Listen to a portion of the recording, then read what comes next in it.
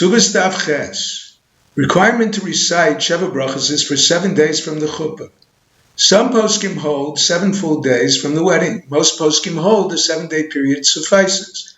There are 7 blessings, including Bari Pri Agafim. Number 1, Shakol Bar L'Chvodo. This blessing is a tribute to those who attend the wedding, enhancing Hashem's glory, who sponsored the first wedding. Although this blessing is not directly related to the bride and groom, it is recited under the chuppah to recite it over a cup of wine. Number 2, Yotzer Ha'adam. This blessing is a tribute to the creation of man and woman. Number 3, Asher Yotzer Sa'adam B'tzalmo V'hiskin Lo Binyan HaDeyat. Hashem created man in his image and prepared for him an everlasting edifice. Number 4, when the Jewish nation will flock to Yerushalayim, the barren city will rejoice. Number 5, the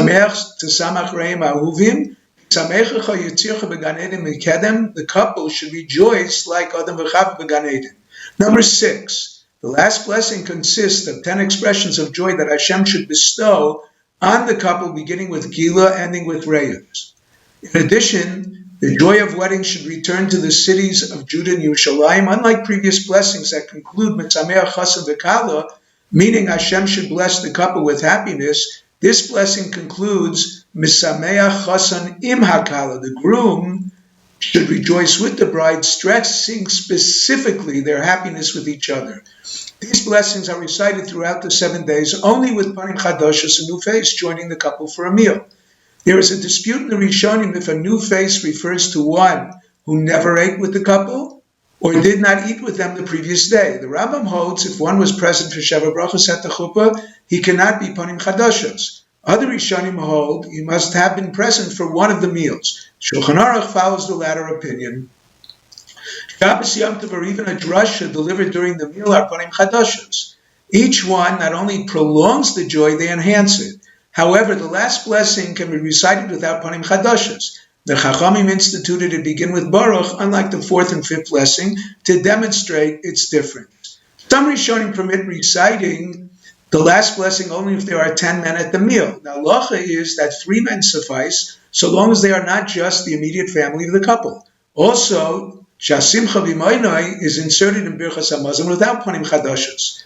Originally, it was inserted for any meal sponsored on behalf of the couple during the Eros and after preparations began for the chuppah, for 30 days from the wedding at every meal, and from 30 days until the end of the year if the meal was prepared for the couple.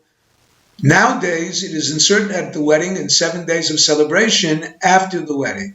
The Gemara states Simcha B'Moinoi is not recited at a bris milah because the baby's pain diminishes the simcha. Some poskim infer from this inserted at a Pidyon Ben or at a Parasiyum.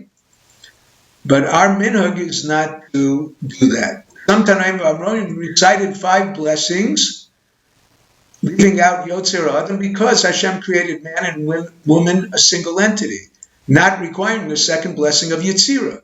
Our custom is to recite a 6th blessing following Hashem's initial plan, create them separate entities. The Gemara brings a statement of Rav and Rabbi Yochanan that contradicts a brisa. They stated grooms, not mourners, can be counted with a group of people, whereas the brisa states both can be counted with a group of people. The Gemara reconciles it for each of them differently. The Gemara honors Rav as a Tana, which can dispute a brisa, whereas Rabbi Yochanan distinguishes between Birchas Hamazon, where a mourner can be counted for a zimun, but not as one of the 10 for the blessings recited at the Sudas Habrah, a meal provided by friends or relatives eaten after the burial. Friends or relatives not present on the first day could provide a meal on any other day of the Shiva.